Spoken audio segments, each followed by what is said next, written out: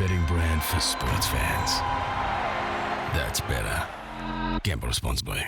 It's Punters Inside Run. It's time to look at racing at Rosehill. Nick Hluchaniuk from Punters.com, or Nick H as we like to call him, joins us. Mick Sharkie's always here. Nick, great to see you once again. Yeah, great to be here. It's no feature racing in Sydney this week, but a good betting card, which is always important. No Gong, no Hunter, no Everest, no Big Dance, no Little Dance, no Nutbush City Limits, no nothing. But we don't have to wait for long though. Next week, another $2 million race coming up. So, as I mentioned, it is a decent betting race. A couple of interesting runners on the card. Before we get into Nick's tips, brutality is running again. Again. I can't take it. Why it not? has been brutal. Yeah. Well, you know, you spot one early in a prep over a distance that's unsuitable and you stick with it and you think, you know what, I'm going to make some money on this horse, this prep. And they just don't do it for you, Nick. And it's a dagger to my heart.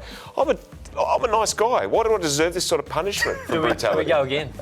Oh, you know I'm going to have One to. more. Because I'm sick. One more. Because I am not quite right. So I'm going to have to go again. Got a fair bit of weight. He's got 78 kilos, I think. I think I'm riding him. I'm waiting for the call. Starting in the grandstand and carries the grandstand. Yeah, So it's a bit good, against isn't it? him, but He should be 50-1, shouldn't he? yeah, well, he does have that Group 1 form, I guess. He does. All right, let's get into it as far as tips are concerned. Nick, what have you got for your best at Rosehill? Best race for number 7, Frumos. I will admit, brought back nightmares when I saw Barrier 1. yeah. If we remember, last preparation ended up on the fence in a race and had nowhere to go.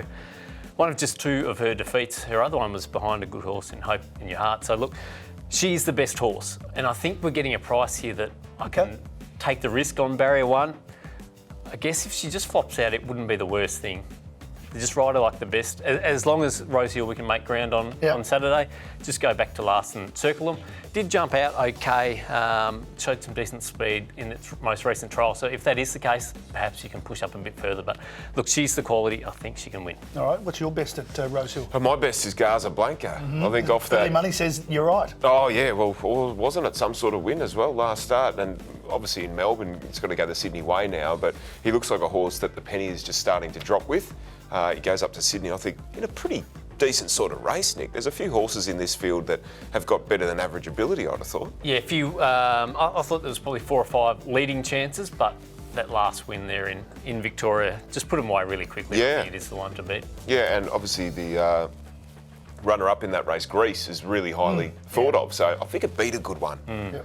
So yeah, we'll go with Garza Blanca. My best is in the final race. It's race 10, number 3, Estadio Mastala. It sounds like something you order at Guzman and Gomez. No sponsorship available. But I just love the way it weaved through from that barrier, and sort of once it got clear, J-Mac just went bang, pressed the button, and it won like a good horse. It did clearly got a lot of ability. I guess the only question on Saturday, it's drawn wide, was able to find the fence there. First up in Oz, but looks a really talented one. All right, some other bets for us. Yeah, next best race, 7, number 11, Amathuba. Took a long time, this mare, to break through, but she's hit her straps. End of last prep, couple of nice runs, a big win, and a second behind a good one in Victoria as well. Resumed there at Campbell and just caught wide, so I thought that was a really good effort, drawn to get the right run on Saturday. And just with value, race 5, number 6, Dalalat. It's another even race, this one. He's another one that got caught wide there first up, so never really came into it, but beaten less than 4 lengths. I thought it did Through the enough. cracks last week, we almost got it. Yeah. 4th, was paying a great amount of the place. Yeah, absolutely. It wasn't around a huge race. And Dalalat was well back too, wasn't it, first up? And he was 26-16 with the official prices. So they were speccing it at a price to run well. The money was there, and I think he's performed well in this type of race before. So I think $15 might have been available early for this race. I think that's a good price. All right, that's the value for Nick now. We're groundbreaking territory here, punters. A quaddie from Nick H. Yeah, look, No pressure, none at all. None at all. There's a lot of shorties here in the quaddie leagues, but I'm not game enough to go one out with any of them because I've got a few queries, but we'll just work through these. The first leg, 1, 10 and 11. Second leg, I've got a bit of cover here, 1, 4, 7, 10, 12, 13. The third, 3, 4, 9 and 10.